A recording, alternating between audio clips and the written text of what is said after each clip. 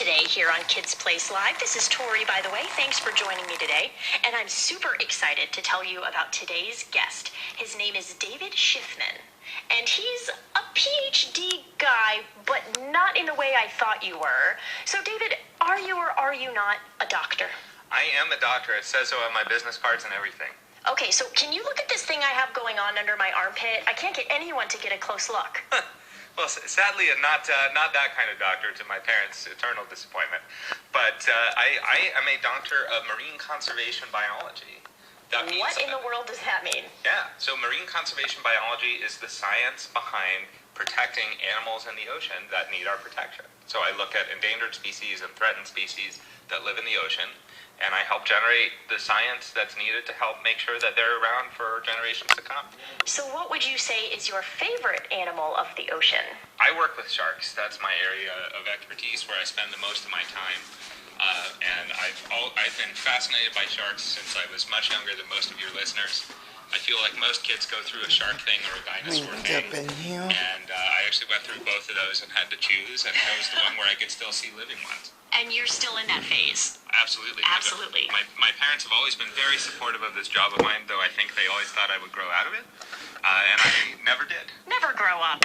That's for somebody else to do. So you don't just know a lot about sharks, which you already do. That's amazing. But then you get to share that information about sharks to help make the world a little bit of a better place for them and for us. That's the dream, anyway. Is that about it? All right. So what is a day in the life of a shark scientist like? Like, you wake up in the morning and you check your gills, check your fin. What's your day like? So it varies a lot. The life of a scientist these days is, there's a lot going on. Most of my time these days is spent checking email, which is true of most people, but some days, like next week, actually when this is airing, I'm going to be out on a boat tagging sharks in Florida. Tagging sharks? You mean like with graffiti? So we have scientific instruments that we can attach to sharks that help us to track them. They're little GPS transmitters that you can put on a shark, and then you let the shark go and follow it wherever it goes anywhere in the world. And there are lots of these. There are lots of apps now that let you track existing sharks. You can do it through Google Earth, free really? software. So you don't need to be a scientist to do this. Any kind of person who's interested in sharks can follow along. Get on the internet and see what the shark is up to, and then you can even adopt a shark and get to participate in the tagging. Get to name the shark whatever you want and get email updates whenever it goes anywhere. Okay, challenge, question. You have to name a shark right here, right now. Go. Oh man, that's a lot of pressure. It's a big one. It's a big one. It's opening its mouth. It's got millions of sharp, shiny teeth, and you name it? I would love to see more shark species named after people that have been involved in ocean conservation. And I don't mean people like me that do the nitty-gritty science. I mean the inspiring advocates. And my favorite new species, and there's a new species of shark or shark relative discovered on average about every 2 weeks. What? So there's a lot we don't know about the ocean. Wow. But there is a species that was named by a friend of mine here in D.C., and she named it Jeannie's dogfish. It's named after Jeannie Clark. Amazing. Who was a founder of our field who has recently passed away, but was a leader for women in science everywhere and just an awesome person. And she was involved in both science and conservation stuff. So I like to see people like that honored. Though I also do a lot of science journalism, and I just got to write an article about a friend of mine who discovered a new species of bright purple wrasse off East Africa, and he named it after Black Panther. It's C. wakanda, the vibranium wrasse.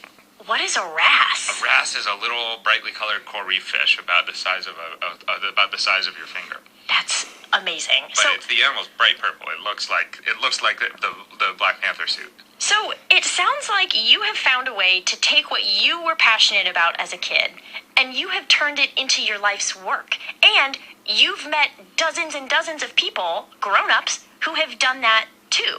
Yes. So by that logic, let's see, what was I passionate about when I was 7, 8, 9 years old? I could be a toaster strudel scientist. Do you know any of those? So I don't know any toaster strudel scientists, but food science is absolutely a thing. Where people are always coming up with new flavors of foods or new ways to make food last longer or be a little healthier. Now food science is big business with all this meatless meat that's coming out. That's true. So Toaster strudels specifically, maybe not, but a food scientist Okay. whose expertise includes dessert pastries, sure. You heard it here from a real-life scientist, a real-life PhD haver. Whatever you're passionate about, it could really become your life's work. So, David, right now, how about you give us one amazing, odd fact about sharks we might not know? There were sharks swimming in the ocean before there were trees on land. What? Sharks are a really ancient group of animals.